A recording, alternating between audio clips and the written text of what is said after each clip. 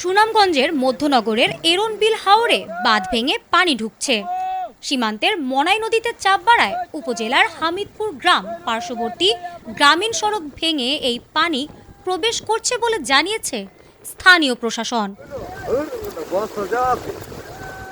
কৃষি বিভাগ জানিয়েছে ওখানে 114 হেক্টর জমি রয়েছে, এর মধ্যে 40 হেক্টর কাটা হয়েছে।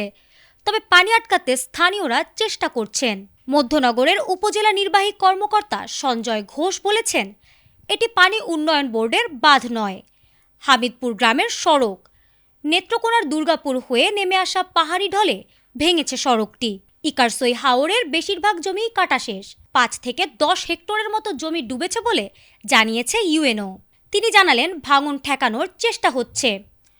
এটা কোনো পিআইসির বাদ না, এটা হচ্ছে যে নেত্রকোনার যে দুর্গাপুরের যে পাহাড়ি ঢল মনাই নদীর যে চাপ, এই চাপ বাড়াতে এই রাস্তাটার একটা অংশ ভেঙে গেছে আর কি। এটা হচ্ছে ওই হামিদপুর গ্রামের ভেতরের রাস্তা আর কি, মানে হামিদপুর টু হামিদপুর আর কি, মানে হামিদপুরের ভেতরে আর কি, গ্রামের ভেতরে গ্রামের রাস্তা আর কি। যে 5 থেকে 10 হেক্টর জমি নিয়োজিত হতে পারে, খুব বেশি না আর কি। হ্যাঁ, আর গ্রামের রাস্তা।